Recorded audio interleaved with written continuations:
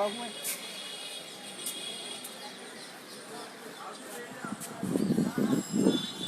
श्री श्री राधा कुंड धाम की जय।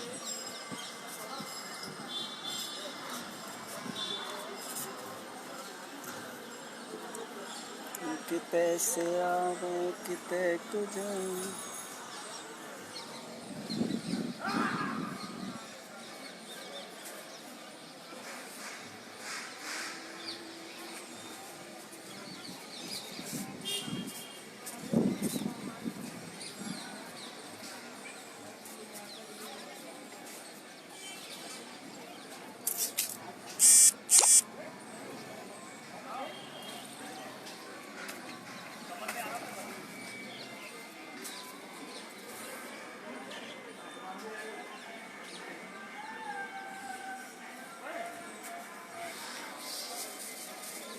श्री राधे राधे राधे बरसाने वाली राधे।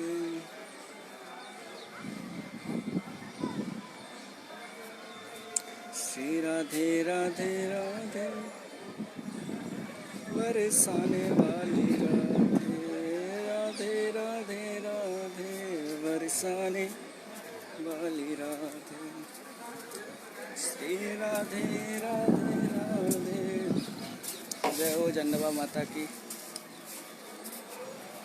बरसाने वाली राधे। श्री राधे राधे राधे। कून कून कून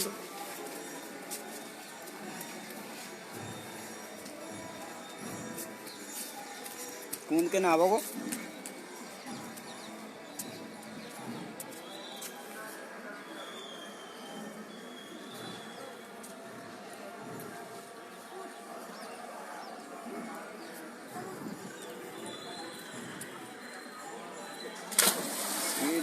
गोपाल।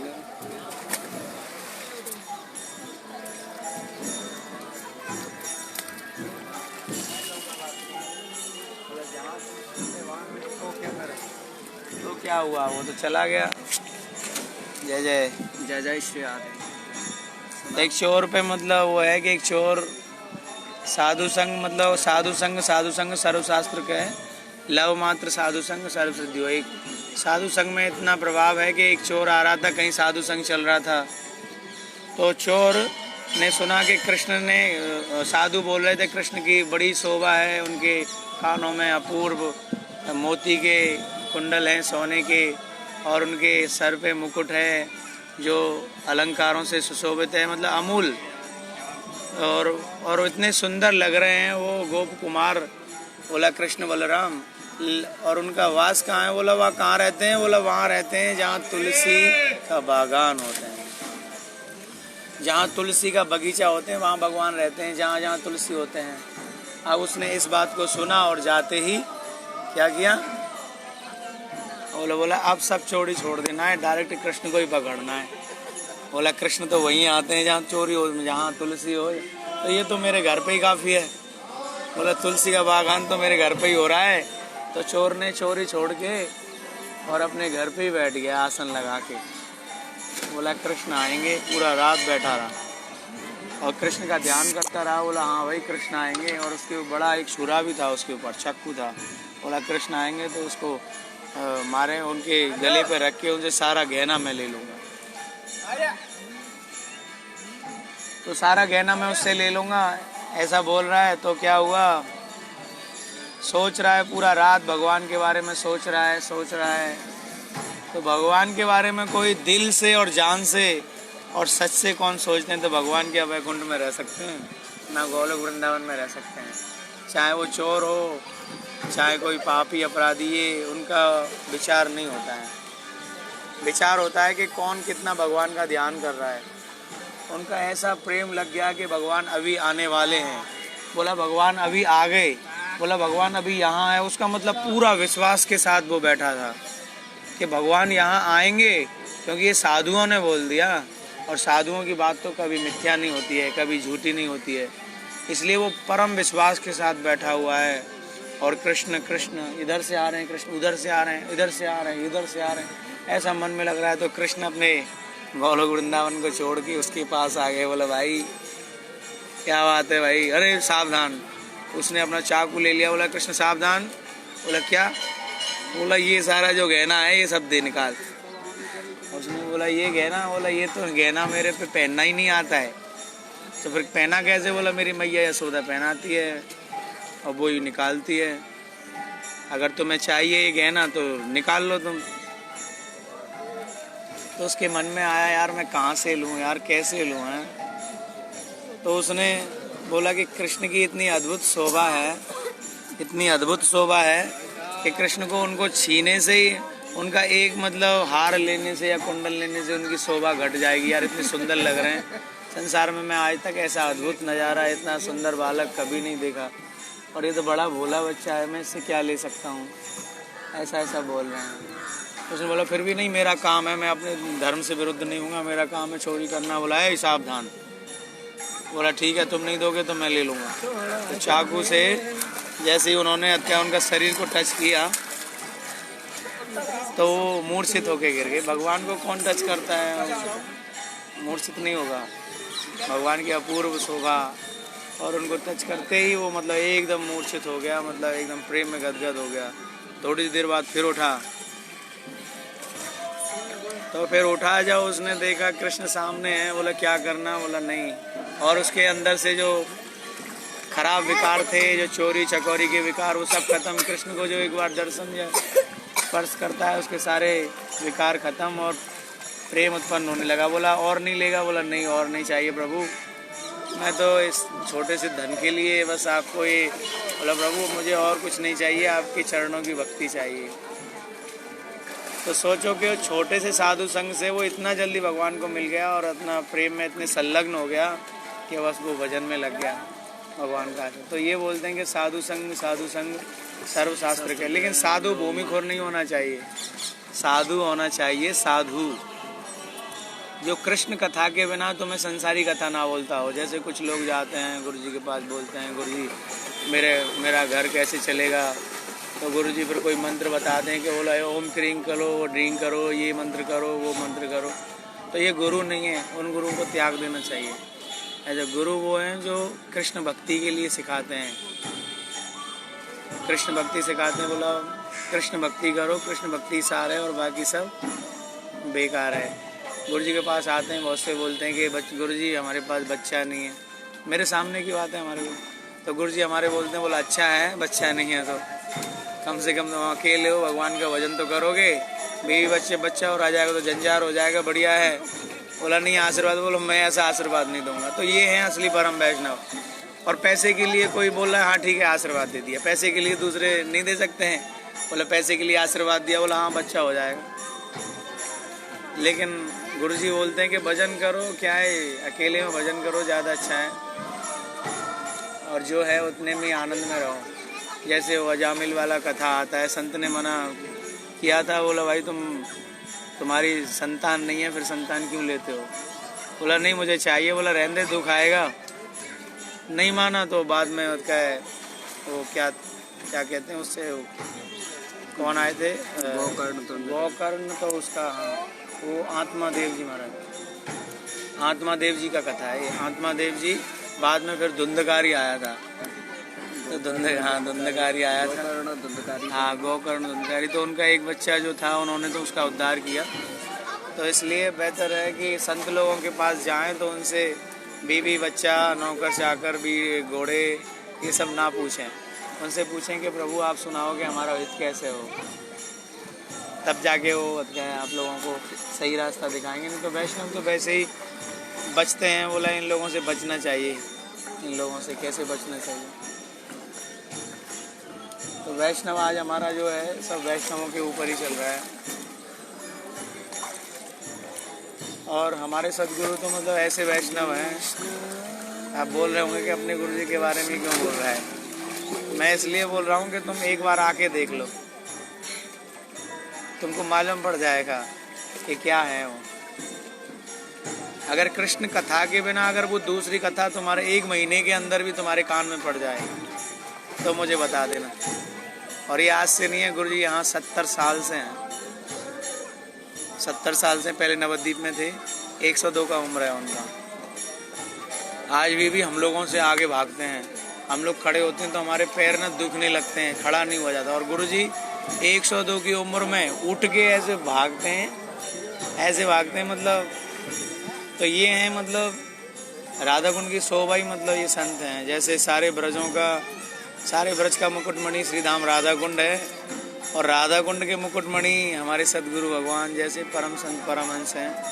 इन लोगों से शोभा है राधा कुंड की। ये राधा कुंड में नहीं रहेंगे तो इतना राधा कुंड में हम लोग जो जाप कर रहे हैं इतना आनंद का अनुभूति भी नहीं कर सकते, क्योंकि उनका ये शक्ति, उनका एनर्जी संचार हो रहा है। हम लोग यहाँ बैठ के जो कीर्तन कर रहे हैं, बैठ के जो भी कर रहे हैं, तो उनका एक शक्ति जो संचार हो रहा है, हम लोग सुन रहे हैं, आनंद ले रहे हैं।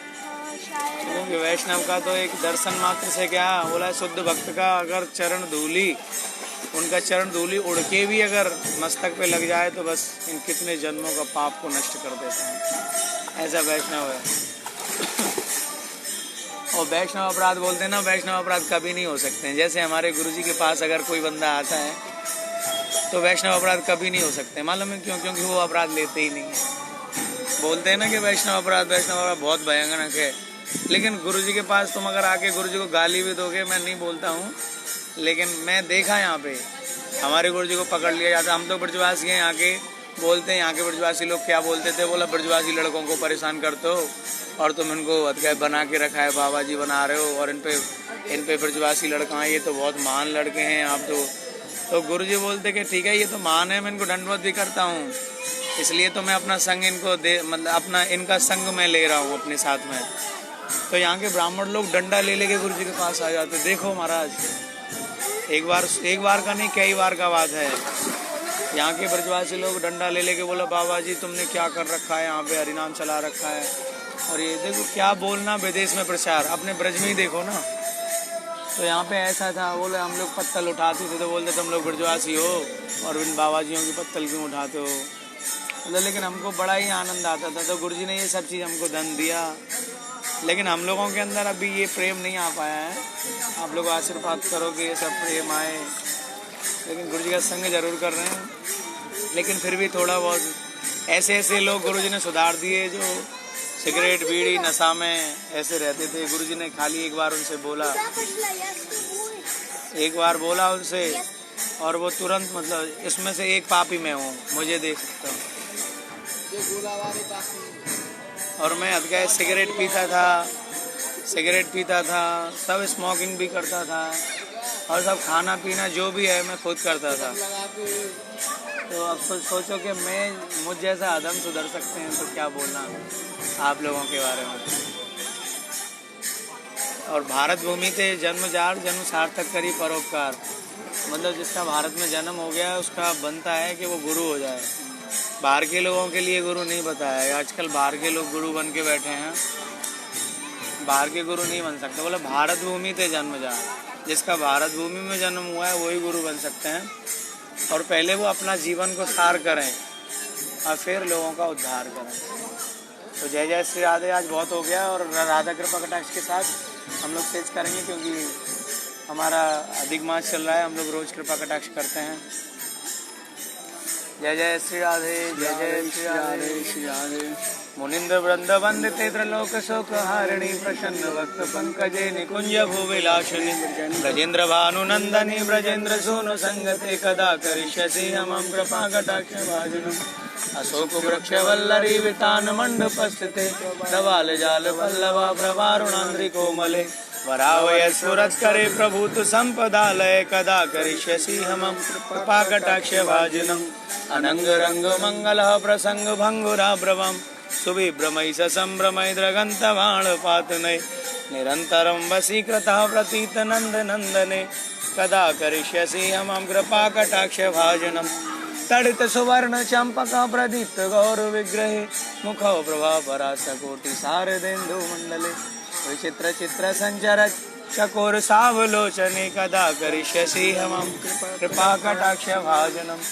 मदोन्मदाति यौवने प्रमोद मानुमंडिते, प्रियानुराग रंजिते कला विलास पंडिते, अरण्य धन्य कुंजराज काम केलि कोविदे, कदा करिष्यसि मम कृपा कटाक्ष भाजनम्। अशेष भाव धीर हीर हार भूषते, प्रभूत सात कुंभ कुंभ कुंभी कुंभ सुस्तनी प्रशस्त मंद्य हास्य चूर्ण पूर्ण सौख्य सागरे कदा करिष्यसि हमां कृपा कटाक्ष भाजन मृडाल वाल वल्लरी तरंग रंग दौर्लते लताग्रलाशलोलनी ललोचनावलोकने ललल्लुलन मिलन मनोज्ञ मुग्ध मोहनाश्रय कदा करिष्यसि हम कृपा कटाक्ष भाजनम सुवर्ण मालिकांचिते त्रिरेख कंभुकंठगे त्रिसूत्र मंगली गुणः त्रिरत्न दीप्त दीदिते सलोल नील कुंतले प्रसून गुच्छ गुंफिते कदा करिष्यसि हमां कृपा कटाक्ष भाजनम नितंब बिंब लंब मान पुष्प में कुला गुणे प्रशस्त रत्न किंकणी कलाप्य मध्य मंजले करिंद सुंद दंडिका वरोह सौभ गोरुके कदा करिष्यसि हमां कृपा कटाक्ष भाजनम अनेक मंत्रनाद मंजुनो परारवस्कलत समाज राज हंस वंश निक्वणाति गौरवे विलोल हे मुवल्लरी विडम्र चारु संक्रमे कदा करिष्यसि हमां कृपा कटाक्ष भाजनम अनंत कोटि विष्णु लोक नम्र पद्मद्राचिते माद्रजा फूलो मजा विरंच जावर प्रदे अपाज श्रद्धि वृद्धि दिग्ध सत्पदांगुली नखे कदा करिष्यसि हमां कृपा कटाक्ष भाजनम मखेश्वरी क्रियेश्वरी स्वदेश्वरी सुरेश्वरी त्रिवेद भारतीश्वरी प्रमाण शासनेश्वरी रमेश्वरी क्रमेश्वरी प्रमोद काननेश्वरी ब्रजेश्वरी ब्रजाधिपे श्री राधिके नमस्ते ब्रजेश्वरी ब्रजाधिपे श्री राधिके नमस्ते ब्रजेश्वरी ब्रजाधिपे श्री राधिके नमस्ते इतीदमद्भुतस्तवं निशम्य भानुनन्दने करोतु सन्ततं जनं कृपाकटाक्ष भाजनं भवेत्तदेव सञ्चितः त्रिरूपकर्मनाशनं लवेत्तदा व्रजेन्द्र सूनु मण्डला प्रवेशनम् जय राधे राधे राधे राधे राधे राधे राधे राधे राधे राधे राधे राधे राधे जय राधे राधे राधे राधे राधे राधे राधे राधे राधे राधे राधे राधे राधे। राधा कुंड का इतना बड़ा महिमा है जो गंगा जी में 100 बार स्नान करते हैं वो खाली राधा कुंड को एक बार अपनी नयनों से देख लें। ये मैं नहीं बोला, शास्त्र बोल रहा है। अब बताओ, गंगा जी में 100 बार स्नान करना और राधा कुंड को खाली नयनों से देखना एक बराबर।